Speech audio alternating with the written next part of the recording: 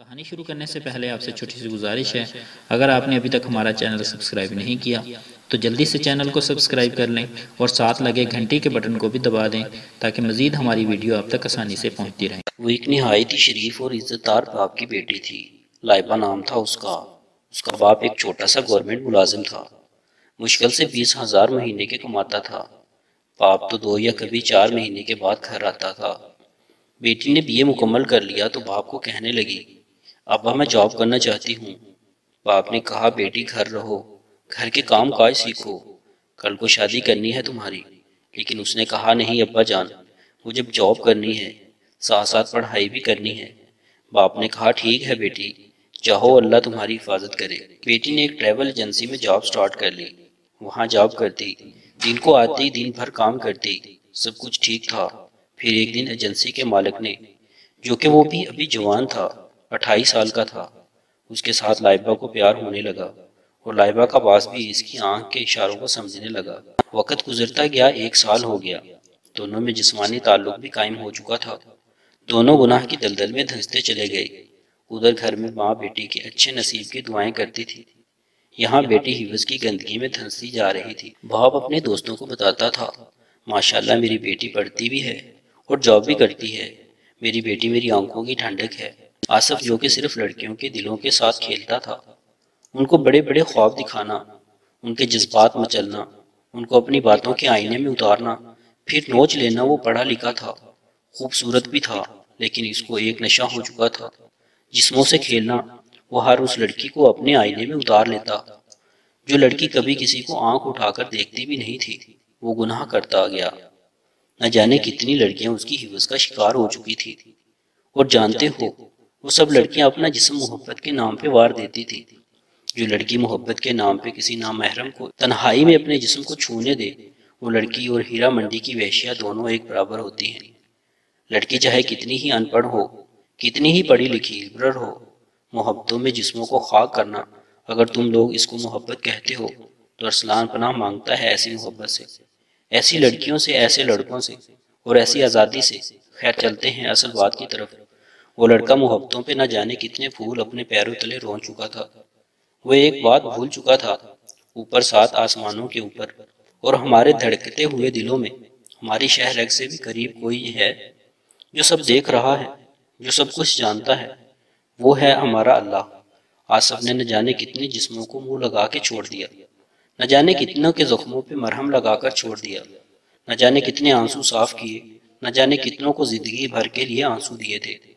کبھی جو حفظ پوری ہوتی تو کوئی لڑکی پیر پکڑ کر روکنا چاہتی تو کوئی خدا کا واسطہ دے، لیکن کہاں حفظ کے ماروں کو جسموں کی محبت کو کہاں کوئی روک سکتا ہے۔ آصف نے ہر وہ دل توڑا جو خواب دیکھ چکا تھا، ہر وہ آنکھ رلائی جو محبت کے خواب دیکھتی تھی۔ لائبہ نے اپنے باس سے کہا، ہم چھپ کر گناہ کرتے ہیں، ہم یہ ٹھیک نہیں ہے۔ انہوں نے سب سے چھپ کر کورٹ میرج کر لی اور زنا کرنے کو ایک نام دے دیا۔ نکاح کا اور فیصلہ کیا کہ صحیح وقت آنے پہ سب کو بتا دیں گے۔ وہ 2 سال تک یوں ملتے رہے۔ باپ نے کہا، بیٹی میں نے ایک رشتہ دیکھا ہے، لڑکا انجینئر ہے، پڑھا لکھا ہے، مہینے کا 1 لاکھ کماتا ہے، گاڑی ہے، اچھا گھر ہے، خوبصورت ہے، کوئی اس میں بری عادت نہیں ہے۔ بیٹی خاموش رہی۔ پہلے تو بیٹی نے کہا، میں باپ کو سب کچھ بتا دیتی ہوں۔ پھر بیٹی ڈر گئی، یہ کیا تھا؟ وہ خاموش رہی۔ باپ نے رشتہ پکا کر دیا۔ اس انجینئر سے شادی کا دن تھا۔ لائبہ نے اپنے شوہر کو، جس سے چھپ کر نکاح کیا ہوا تھا، بتایا کہ اب کیا کروں، تو اس شوہر نے کہا، نکاح کر لو، بعد میں دیکھیں گے۔ انجینئر لڑکا جو اپنی خواب کی رانی کو دلہن بنا کر گھر لا رہا تھا، ہزاروں ارمان تھے دل میں، بہت ہی نفیس انسان تھا۔ بارات آئی، نکاح ہو گیا، وہ ہر بات سے انجان تھا، لیکن لائبہ تو پہلے سے ہی شادی شدہ تھی، نکاح پہ نکاح ہو نہیں سکتا۔ اس نے انجینئر سے بھی نکاح کر لیا۔ یہ کیا ہو گیا تھا؟ رات کو دوسرا شوہر کمرے میں آیا، جس کا نام مہران تھا۔ اس نے گھونگھٹ اٹھایا اور کہا، دیکھو لائبہ، اللہ نے ہمارا رشتہ خوبصورت رشتہ بنایا ہے، چلو پہلے شکرانے کے نوافل ادا کرتے ہیں۔ اس نے لائبہ کے ساتھ نوافل ادا کیے، لیکن لائبہ کو سب معلوم تھا کہ وہ بہت بڑا دھوکہ کر رہی ہے، وہ گناہ کر رہی ہے، لیکن خاموش رہی۔ پہلے اس کا دل کیا بتا دوں، سب کچھ، لیکن خاموش رہی۔ مہران نے اس کو پہلی رات گفٹ میں 5 لاکھ روپے کا ہار دیا تھا، جو کہ شاید لائبہ کے لیے ایک خواب تھا۔ خیر وقت گزرتا گیا، لائبہ اپنے پہلے شوہر کے ساتھ رابطے میں تھی۔ اس نے 5 لاکھ والا ہار بھی پہلے شوہر کو دے دیا اور ڈرامہ کیا کہ گم ہو گیا۔ مہران اتنا اچھا لڑکا تھا کہ اس نے دوبارہ ہار کا پوچھا بھی نہیں، لیکن لائبہ کو عادت پڑ چکی تھی کھیلنے کی۔ اس نے بلا وجہ کھانے میں نمک تیز کر دینا، مہران کا خیال نہ رکھنا، لڑنا جھگڑنا۔ مہران نے ایک دن تنگ آ کر کہا، کیا چاہتی ہو؟ تو لائبہ نے کہا، طلاق۔ مہران نے وجہ پوچھی تو لائبہ نے کہا، میں پہلے ہی شادی شدہ ہوں۔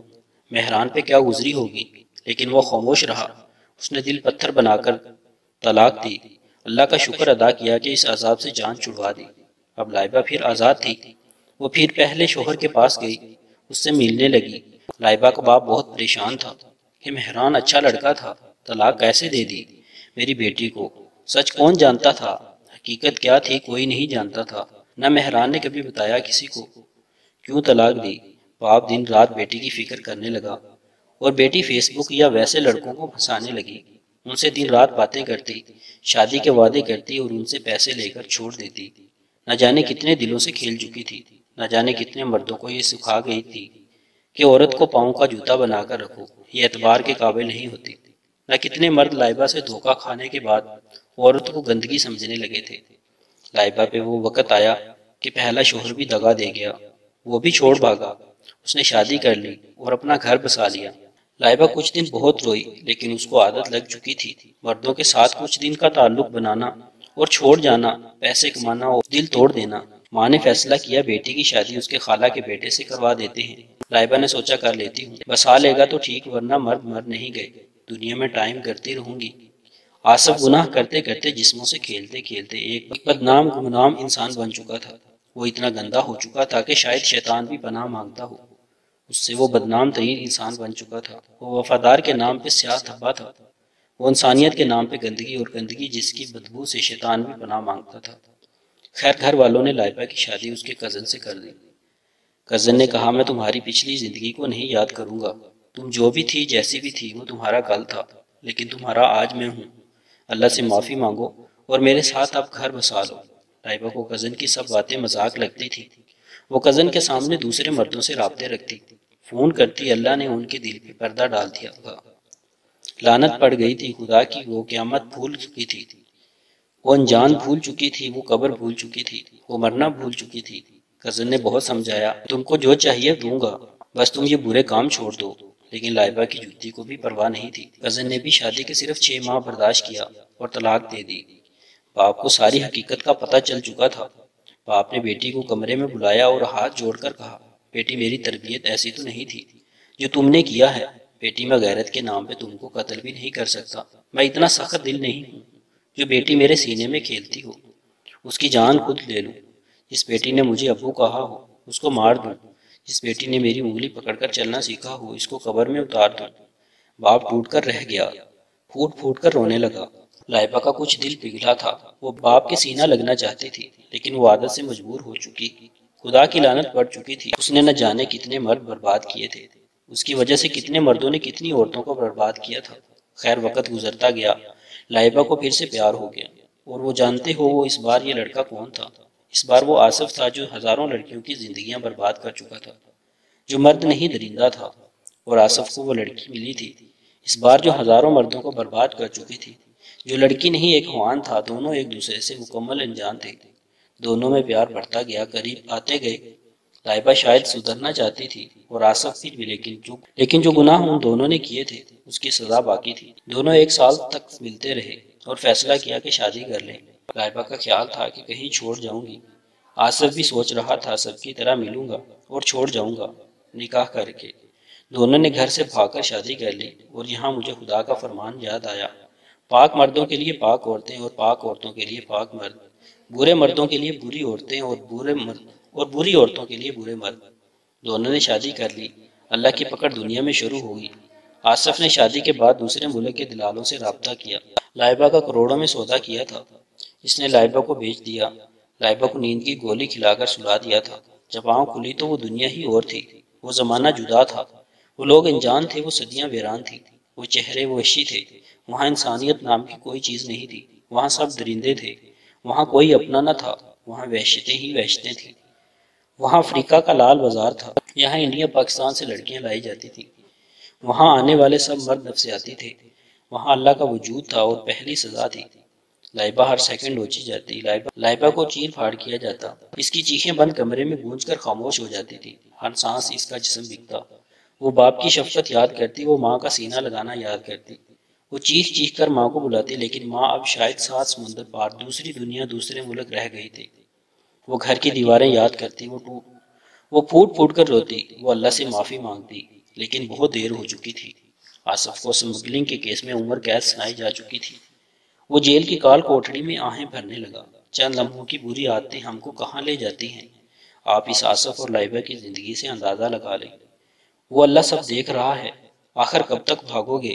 امید ہے ناظرین یہ ویڈیو آپ کو اچھی لگی ہوگی۔ مزید ایسی اچھی ویڈیو دیکھنے کے لیے چینل کو سبسکرائب کر لیں اور گھنٹے کے بٹن کو بھی دبا دیں تاکہ آنے والی ویڈیو آپ تک آسانی سے پہنچ سکے۔